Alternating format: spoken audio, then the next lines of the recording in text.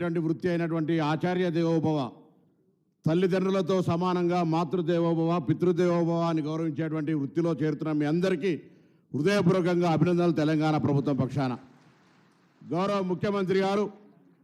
తెలంగాణ ప్రజాపాలక నాయకత్వం వహించి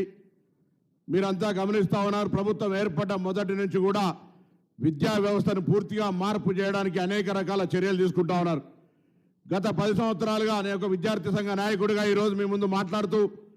10 సంవత్సరాలుగా విద్యా వ్యవస్థ నిర్లక్ష్యానికి గురై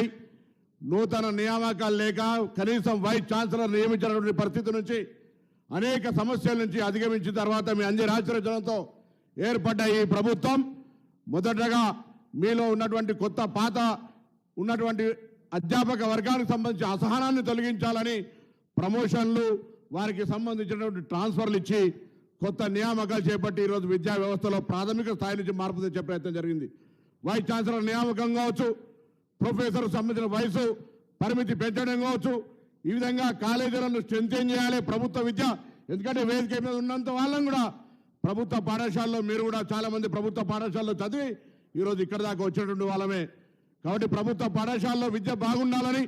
ప్రభుత్వ సంకల్పం తీసుకొని అటు అమ్మ ఆదర్శ పాఠశాలల పేరు మీద మౌలిక సదుపాయాలు కలగజేయడమే కాకుండా చదువుకుంటున్నటువంటి పిల్లలకు హాస్టల్ పిల్లలకు కాస్మెటిక్ ఛార్జీలు మెస్ ఛార్జీలు పెంచి ఈ విధంగా విద్యా వ్యవస్థ మార్పుకు చేసే ప్రయత్నంలో ఈరోజు నూతనంగా నియామకం పొందుతున్నటువంటి ఈ పవిత్రమైన వృత్తిలో వస్తున్న అధ్యాపక వర్గం కానీ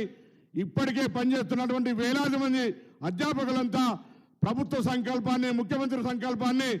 ఆలోచించి భవిష్యత్తులో ప్రభుత్వ విద్యలో చదువుకుంటే గౌరవం అనే విధంగా ఆ యొక్క మార్పును తీసుకొచ్చే ప్రయత్నం జరగాలని సందర్భంగా కోరుతూ మీ అందరూ కూడా ఈరోజు నియామక పత్రాలు పొందుతున్న మీ అందరికీ మరొకసారి తెలంగాణ ప్రభుత్వ పక్షాన శుభాకాంక్షలు అభినందనలు తెలియజేస్తూ నమస్కారం చెప్తా ఉన్నాను. మంత్రివర్యులకు ధన్యవాదాలు తెలియజేసుకుంటూ